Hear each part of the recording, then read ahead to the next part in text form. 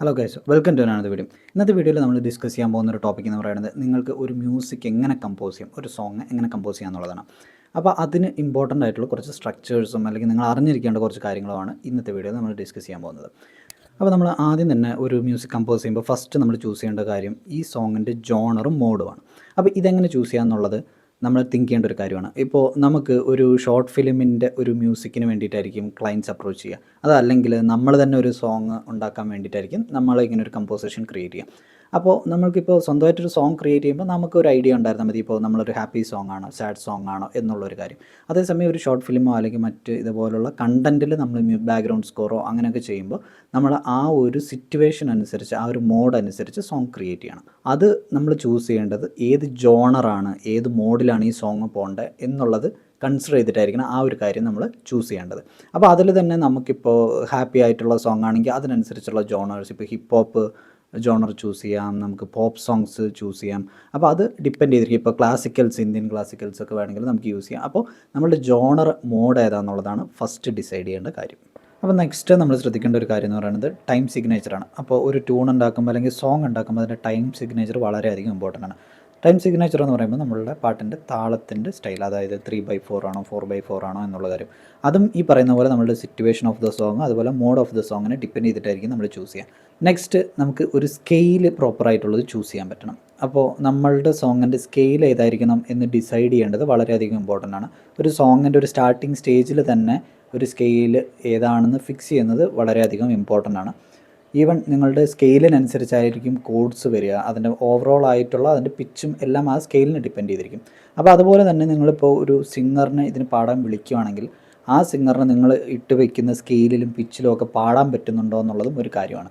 അപ്പോൾ ആ സിംഗേഴ്സിന് പറ്റുന്ന പോലെ അവരുടെ ഒരു റേഞ്ച് അനുസരിച്ച്, അവരുടെ റേഞ്ച് അനുസരിച്ചായിരിക്കണം നിങ്ങൾ സ്കെയിൽ അല്ലെങ്കിൽ പിച്ച് ചൂസ് ചെയ്യേണ്ടത്. അങ്ങനെയല്ല നിങ്ങളുടെ ചൂസ് ചെയ്യുന്ന സ്കെയിലിൽ അവർക്ക് പാടാൻ പറ്റുവാണെങ്കിൽ അത് വലിയൊരു പ്രശ്നമില്ലാത്ത കാര്യമാണ്. അപ്പോൾ നെക്സ്റ്റ് വരുന്ന കാര്യം എന്ന് പറയുന്നത് കോഡ്സ് ആണ്. അപ്പോൾ നമ്മളുടെ ഈ കോഡ്സ് എന്ന് പറയുന്നത് നമ്മളുടെ സ്കെയിലിനനുസരിച്ചും പിന്നെ പാട്ടിൻ്റെ ഒരു മൂഡിനനുസരിച്ചുമാണ് നമ്മൾ കൊടുക്കേണ്ടത്. അപ്പോൾ ഒരു പാട്ടിൻ്റെ ട്യൂണിന് അല്ലെങ്കിൽ ലീഡ് വരുന്ന വോക്കൽസിന് നമുക്ക് ഇൻട്രസ്റ്റിംഗ് ആയിട്ടുള്ള ഇൻസ്ട്രുമെൻറ്റേഷൻസ് കൊടുക്കുന്നത് നമ്മൾ ഈ കോഡ്സ് ഉപയോഗിച്ചിട്ടായിരിക്കും. അത് ഗിറ്റാറിൽ വരാം, പിയാനോയിൽ വരാം. നമ്മൾ മേജർ മൈനർ കോഡ്സ് യൂസ് ചെയ്യാറുണ്ട്. അത് കൂടാതെ തന്നെ വളരെ ഡിഫറെൻ്റ് ആയിട്ടുള്ള കോഡ്സും അവൈലബിൾ ആണ്. അപ്പോൾ ആ കോഡുകളെ കുറിച്ച് അറിഞ്ഞിരിക്കുക, ആ കോഡ് എങ്ങനെ വേണം എന്നുള്ളത് നമ്മളുടെ സോങ്ങിൻ്റെ കേൾക്കാനുള്ള ഒരു ഒരു ഒരു ഒരു രസത്തിനെയോ അല്ലെങ്കിൽ നമ്മളുടെ സോങ് ഓവറോൾ ആയിട്ട് എങ്ങനെ ഇരിക്കും എന്നുള്ളത് ഈ കോഡ്സ് ഡിസൈഡ് ചെയ്യും. അപ്പോൾ നെക്സ്റ്റായിട്ട് നമുക്ക് ഒരു സോങ്ങിൽ ഇമ്പോർട്ടൻ്റ് ആയിട്ടുള്ളൊരു കാര്യമാണ് മെലഡി എന്ന് പറയുന്നത്. അപ്പോൾ നമ്മൾ കമ്പോസ് ചെയ്യുമ്പോൾ നമ്മളുടെ ട്യൂൺ എന്ന് പറയുന്ന ഒരു സാധനം ഉണ്ടല്ലോ, അതിനെയാണ് നമ്മൾ മെലഡി എന്ന് പറയും. അപ്പോൾ ഈ മെലഡി എന്ന് പറയുന്നതാണ് നമ്മളുടെ ഈ സോങ്ങിൻ്റെ കംപ്ലീറ്റ് ആയിട്ടുള്ള സ്ട്രക്ചറിനെ ഡിസൈഡ് ചെയ്യുന്നത്. അപ്പോൾ നല്ലൊരു മെലഡി അല്ലെങ്കിൽ നല്ലൊരു ട്യൂൺ ഉണ്ടെങ്കിൽ നമുക്ക് നല്ലൊരു പാട്ടുണ്ടാക്കാൻ പറ്റും. ഓക്കെ, അപ്പോൾ നമ്മൾ കമ്പോസ് ചെയ്തത് ആദ്യം ബേസ് ആയിട്ട് നമ്മൾ ക്രിയേറ്റ് ചെയ്യാൻ പോകുന്നത് നമ്മുടെ സോങ്ങിൻ്റെ ട്യൂണാണ് അല്ലെങ്കിൽ മെലഡിയാണ്. അപ്പോൾ ഈ മെലഡിയിൽ നിന്നായിരിക്കും നമ്മൾ ബാക്കിയുള്ള അതിൻ്റെ അറേഞ്ച്മെൻറ്റ്സ് ഒക്കെ ഡിസൈഡ് ചെയ്യുന്നത്, അതിൻ്റെ കോഡ്സ് ഡിസൈഡ് ചെയ്യുന്നതും ഒക്കെ. അപ്പോൾ വളരെ കേൾക്കാൻ സിമ്പിളായിരിക്കണം, അതുപോലെ തന്നെ ഒരു പ്രാവശ്യം കേട്ടാൽ തന്നെ ഇങ്ങനെ ശ്രദ്ധിക്കാൻ പറ്റുന്ന തരത്തിലായിരിക്കണം നമ്മുടെ മെലഡി ഉണ്ടാകേണ്ടത്. അപ്പോൾ അത് അങ്ങനത്തെ ട്യൂണുകളോ മെലഡികളോ ഉണ്ടെങ്കിൽ നമുക്ക് പെട്ടെന്ന് നമ്മുടെ സോങ്സ് എല്ലാവരും പെട്ടെന്ന് ശ്രദ്ധിക്കാനും അതുപോലെ ഒരുപാട് പേര് കേൾക്കാനുള്ള ചാൻസ് ഉണ്ട്. അപ്പോൾ നെക്സ്റ്റ് ഒരു സോങ്ങിൻ്റെ സ്ട്രക്ചറാണ്. അതായത് നമ്മൾ കമ്പോസ് ചെയ്യുമ്പോൾ ശ്രദ്ധിക്കേണ്ട ഒരു കാര്യം എന്ന് പറയുന്നത് ഒരു സോങ്ങിൻ്റെ സ്ട്രക്ചറാണ്. സ്ട്രക്ചറിൽ പറയുമ്പോൾ നമുക്കൊരു ഇൻട്രോ, കോറസ്, അതിൻ്റെ വേഴ്സ്, അങ്ങനത്തെ കാര്യങ്ങളൊക്കെയാണ്. അപ്പോൾ അത് മലയാളത്തിൽ പറയുകയാണെങ്കിൽ പല്ലവി, അനുപല്ലവി, ചരണം, അങ്ങനെ പറയുന്ന കാര്യങ്ങൾ. അപ്പോൾ അത് എന്ന് പറയുന്നത് നമ്മൾ ഒരു സോങ് സ്റ്റാർട്ട് ചെയ്യുമ്പോൾ അതിൻ്റെ ഒരു പ്ലാനിങ് വേണം. എങ്ങനെ ഇത് സ്റ്റാർട്ട് ചെയ്യണം, എവിടെ നിന്ന് എൻഡ് ചെയ്യണം, അങ്ങനെയുള്ളൊരു ഐഡിയ നമുക്ക് ഫസ്റ്റ് തന്നെ വേണം. പിന്നെ അത് ഇതൊരു സ്ട്രക്ചറായിട്ട് നമുക്കിപ്പോൾ മലയാളത്തിലാണെങ്കിലും അല്ലെങ്കിൽ വെസ്റ്റേൺ ആയിട്ടുള്ള സോങ്സിലാണെങ്കിലും ഒരു സ്ട്രക്ചർ പോലെ യൂസ് ചെയ്യുന്നുണ്ട്. ബട്ട് പല പാട്ടുകളിലും ഇപ്പോൾ ആ ഒരു സ്ട്രക്ചർ ഫോളോ ചെയ്യാതെയും നമുക്ക് ചെയ്യാം. നമുക്ക് വേണമെങ്കിൽ ഫസ്റ്റ് തന്നെ ഇപ്പോൾ ചില പാട്ടുകളൊക്കെ എടുത്ത് നോക്കിക്കഴിഞ്ഞാൽ ആദ്യം മുതൽ അവസാനം വരെ നമുക്ക് ഒരേ ട്യൂൺ അല്ലാത്ത പാട്ടുകളൊക്കെ തമിഴിൽ ഇറങ്ങുന്നുണ്ട്. ഒരേ സമയം പിന്നെ ഒരേ ട്യൂൺ തന്നെ റിപ്പീറ്റഡ് ആയിട്ടുള്ള പാട്ടുകളും ഇറങ്ങുന്നുണ്ട്. അപ്പോൾ അതിന് ഒരു റൂൾസ് ഇല്ല, എങ്കിലും നമ്മളൊരു സ്ട്രക്ചർ എന്ന നിലയ്ക്ക് അതുകൂടെ ഉണ്ടെങ്കിൽ കുറച്ചൊരു എല്ലാവരും കേൾക്കുന്ന പോലത്തെ ഒരു പ്രൊഫഷണൽ നമ്മൾ ഉണ്ടാക്കുന്ന ഒരു ട്യൂണും അല്ലെങ്കിൽ ആ ഒരു കമ്പോസിഷനും കുറച്ചും കൂടെ പ്രൊഫഷണലായിട്ട് അല്ലെങ്കിൽ ഒരു സ്റ്റാൻഡേർഡോട് കൂടിയിട്ട് ഫീൽ ചെയ്യും.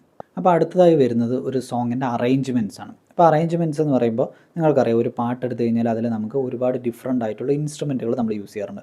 ഇപ്പോൾ റിതമിന് വേണ്ടിയിട്ട് ഡ്രംസ് യൂസ് ചെയ്യാം, തബല യൂസ് ചെയ്യാം. ഇപ്പോൾ ഹാർമണിക്ക് വേണ്ടിയിട്ട് നമുക്ക് വേണമെങ്കിൽ നമുക്ക് വോയിസുകൾ യൂസ് ചെയ്യാം, അല്ലെങ്കിൽ മറ്റ് ഇൻസ്ട്രുമെൻറ്റ്സ് പിയാനോ, ഗിറ്റാർ അങ്ങനെയുള്ള ഇൻസ്ട്രുമെൻറ്റുകളൊക്കെ യൂസ് ചെയ്യാം.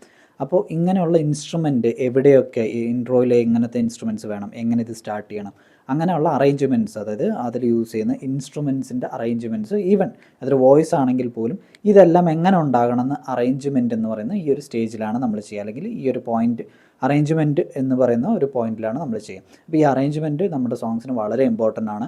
ഇതെല്ലാം നമ്മളുടെ ജോണറിനെ ബേസ് ചെയ്തിരിക്കണം. അതുപോലെ നമ്മൾ ചൂസ് ചെയ്യുന്ന ഇൻസ്ട്രുമെൻറ്റ്സ് ഒക്കെ നമ്മളുടെ ആ ഒരു മോഡിനും അല്ലെങ്കിൽ ആ ഒരു ജോണറിന് ഡിപ്പെൻഡഡ് ആയിരിക്കണം. അപ്പോൾ നിങ്ങൾ ചൂസ് ചെയ്യുന്ന ഇൻസ്ട്രുമെൻറ്റ് എന്ന് പറയുന്നത് ഇപ്പോൾ വയലിൻ ആയിരിക്കും, അല്ലെങ്കിൽ ഫ്ലൂട്ടൊക്കെ നമ്മൾ ഇമോഷൻസ് കൺവേ ചെയ്യാൻ ഭയങ്കര ഈസി ആയിരിക്കും. ഇപ്പോൾ ഒരു സാഡ് ആയിട്ടുള്ള സിറ്റുവേഷനിൽ ഒരു ഫ്ലൂട്ട് ഉപയോഗിക്കുകയാണെങ്കിൽ നല്ല ഒരു രസം ഉണ്ടാവും അല്ലേ, ഭയങ്കര ഒരു ഇമോഷനായിട്ട് നമുക്കൊരു സാഡ്നെസ് ഫീൽ ചെയ്യുക. അതുപോലെ തന്നെ വയലിനൊക്കെ യൂസ് ചെയ്യുക. അപ്പോൾ അതുപോലെ നിങ്ങളുടെ ജോണറിന് അല്ലെങ്കിൽ നിങ്ങളുടെ ആ സോങ്ങിൻ്റെ മോഡിനനുസരിച്ച് ഈ അറേഞ്ച്മെൻറ്റ്സ് നമുക്ക് പ്ലാൻ ചെയ്യാൻ പറ്റും. ഓക്കെ, അതാണ് ഈ അറേഞ്ച്മെൻറ്റ് എന്ന് പറയുന്ന ഒരു സെക്ഷനിൽ വരുന്നത്. നെക്സ്റ്റ് വരുന്ന റെക്കോർഡിംഗ് ആണ്. അപ്പോൾ റെക്കോർഡിംഗ് എന്ന് പറയുന്നത് നമ്മളുടെ ഒരു സോങ് മേക്കിംഗ് പ്രോസസ്സിൽ അല്ലെങ്കിൽ സോങ് കമ്പോസിങ് പ്രോസസ്സിലൊക്കെ വളരെ ഇമ്പോർട്ടൻ്റ് ആയിട്ടുള്ള ഒരു കാര്യമാണ്. ഈ റെക്കോർഡിംഗ് സ്റ്റേജിലാണ് നമ്മുടെ വോയിസുകൾ റെക്കോർഡ് ചെയ്യുക, അല്ലെങ്കിൽ ഈവൻ ഡ്രംസ് ആണെങ്കിൽ പോലും വയലിൻ, ഫ്ലൂട്ട്, ഇങ്ങനത്തെ റെക്കോർഡിങ്സ് ഒക്കെ നമ്മൾ ഈ റെക്കോർഡിംഗ് സ്റ്റേജിലായിരിക്കും ചെയ്യുക. അപ്പോൾ നിങ്ങളുടെ ലീഡായിട്ടുള്ള വോക്കൽസ്, നമ്മൾ പാട്ട് പാടുന്നത് ലീഡ് വരുന്നതൊക്കെ നമ്മൾ ഈ റെക്കോർഡിംഗ് സ്റ്റേജിൽ റെക്കോർഡ് ചെയ്യും. പിന്നെ ഏതെങ്കിലും ലൈവായിട്ടുള്ള ഇൻസ്ട്രുമെൻറ്റ്സ് നിങ്ങൾക്ക് ഈ ഒരു റെക്കോർഡിംഗ് സ്റ്റേജിൽ യൂസ് ചെയ്യാൻ പറ്റും.